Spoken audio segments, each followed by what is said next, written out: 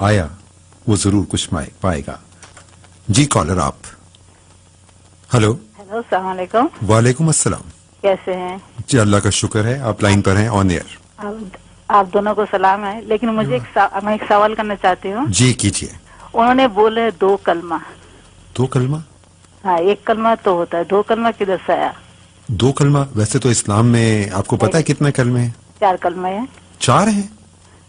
کتنا ہے؟ چلیے میں آپ کو پروفیسر صاحب ہی جواب دیجیے. آپ انہیں سنیے اپنے فون کو. میں آپ کی لائن کو آف کر رہا ہوں تاکہ پروفیسر صاحب بولے is that okay with you?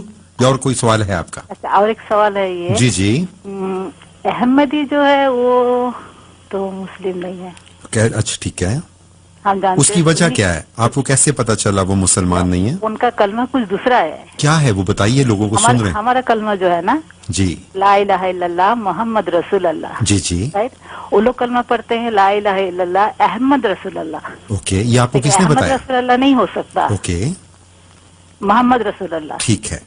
تو اگر وہ یہ کلمہ پڑھتے ہیں تو آپ نے کہا وہ مسلمان نہیں ہے. آپ کا یہ اعتراض ہے. ٹھیک ہے.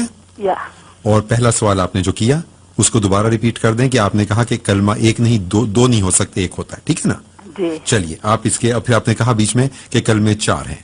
تو آپ اپنے اس کے اوپر کائنڈلی سنیے. مجھے آپ کی کال سننا بہت اچھا لگا کیونکہ یہ بھی ایک بہت بڑا سوال ہے. پروفیسر صاحب جواب دیں گے. Red F M. جی بات یہ ہے کہ کلمہ تو ایک ہی ہے. میں نے نہیں کہا کہ 2 کلمے ہیں. میں نے یہ کہا ہے کہ کلمہ شہادت جو ہے وہ 2 چیزوں کی گواہی ہے. ایک اللہ کی وحدانیت اور ایک حضرت محمد صلی اللہ علیہ وآلہ وسلم کی رسالت اور نبوت. یہ 2 چیزیں ہیں جو ایک ہی کلمے کے 2 حصے ہیں.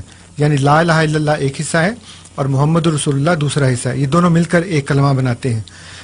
ہم صرف اللہ کی وحدانیت کو مان کر مسلمان نہیں ہو سکتے جب تک کہ ہم حضرت محمد صلی اللہ علیہ وآلہ وسلم کی رسالت کا بھی اقرار نہ کر لیں اور اس کی گواہی بھی نہ دے لیں. یہ ایک بات ہے.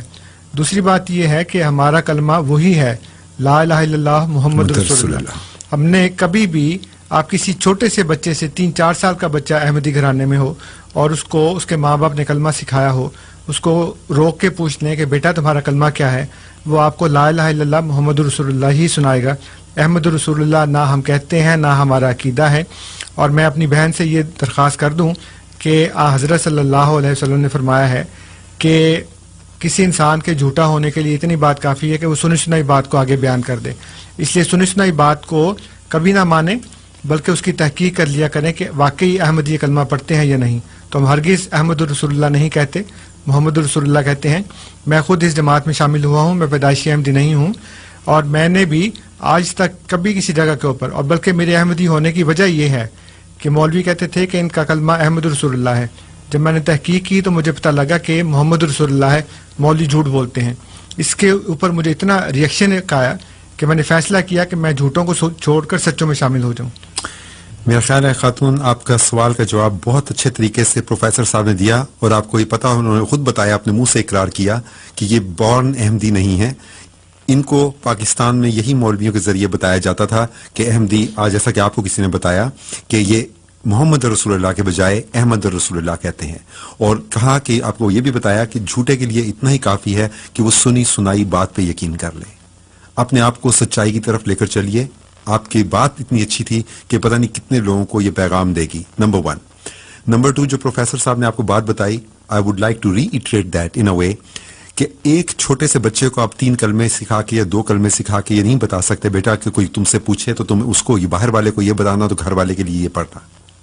آپ کو بڑا اوپن چیلنج دے دیا گیا, کہیں جائیں احمدیہ مسجد کے باہر کھڑی ہو جائیں, ایک بچے کو پوچھیں جو کہ بولنے کے قابل ہے, کہو بیٹا اپنا کلمہ سناؤ, انشاءاللہ وہ یہی کہے گا لا الہ الا اللہ محمد الرسول اللہ.